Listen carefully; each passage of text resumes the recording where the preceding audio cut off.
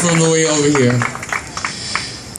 Janae, Johnny Harper, Milan Boudrix and her partner, Bebe, Sassy, Diamond, Brandasia, Destiny, Bree, Desmond, Erica, Danielle, Fat, Karen, and the 3 who were murdered execution style in 2007. I summon your energy, as well as the energy of the 270 documented trans souls around the world who left this realm at the hands of violence and systemic oppression.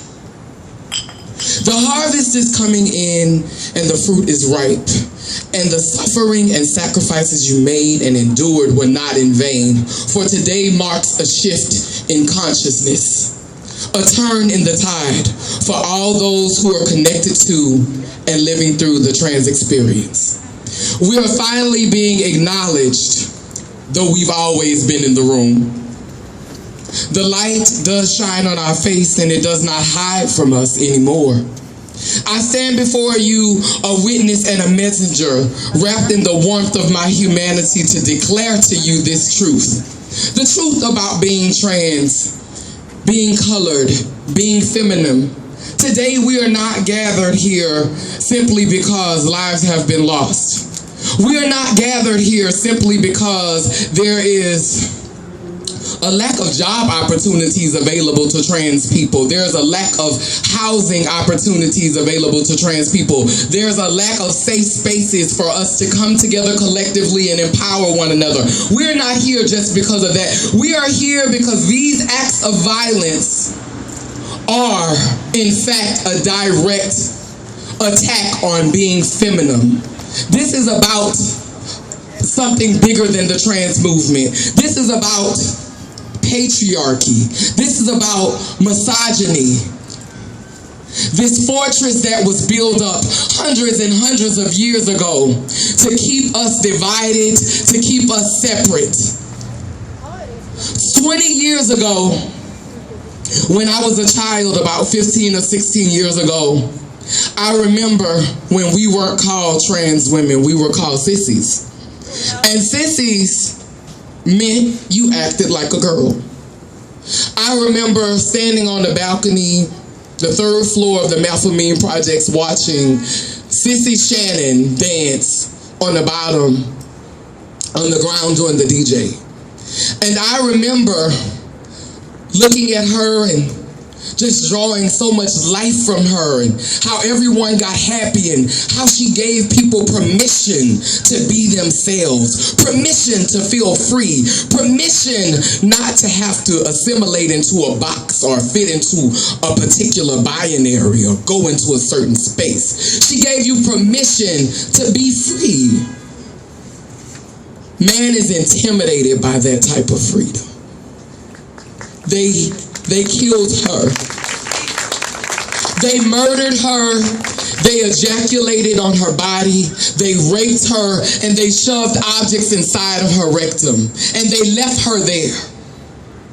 That is not about trans. That is about femininity. Femininity is in danger. We need to come together as trans people, as cis people, whether femininity is your end or your beginning, or it's you choose to lie somewhere in between. We need to celebrate femininity. We need to own femininity, and we need to protect femininity. We need, can I say that again? We need to protect femininity. Femininity is a nurturing force, it is a loving force, and it has the power to heal, and we need to stop being ashamed of our femininity. We need to uphold it, we need to celebrate it, and we need to protect it. I want to leave you with some words, because I don't want to go too long on this, because my papers are going to blow everywhere. I'm also a poet, and I wrote a poem that I would like to share with you. I am a blatant act of defiance against the cisgender binary. I am a gagged and muzzled narrative history tried to isolate and place in solitary. It is both her and him that dwell in my sanctuary. I am the full likeness of God, though man's opinion of me does vary. I am a magnificently woven tapestry of masculine and feminine energy. I am unashamed of the fact that I am both he and she. I am not a slave to my fem, nor a servant to my masculinity, but rather a true reflection of my Creator's divinity. I won't be bound or binded by the binary, but I will instead use my gifts as a visionary to see past the pain of today, empowering others just as a star does, providing light to guide their way. Many of us have drank the Kool-Aid, brainwashed, mind flooded with images of cis supremacy, telling us we need to assimilate just to be. Just to be. Doubting the greatness that is manifesting within, longing desperately to blend. But this is where we go off target. This act, in fact, is the sin. Angels trying to hide amongst men. Beat down by the constructed isms and phobias of the land, my dual-spirited family is too broken to stand, forced to walk through doors intentionally marked woman or man, leaving behind a brilliant piece of them buried deeply in the sand. How can one run when they cannot yet walk?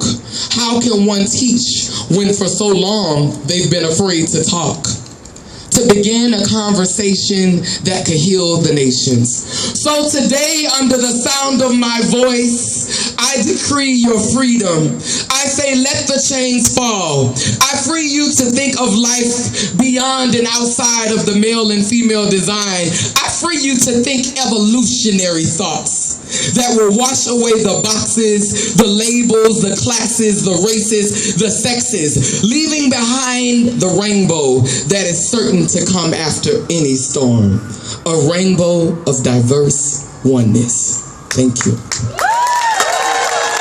And before I give up the mic,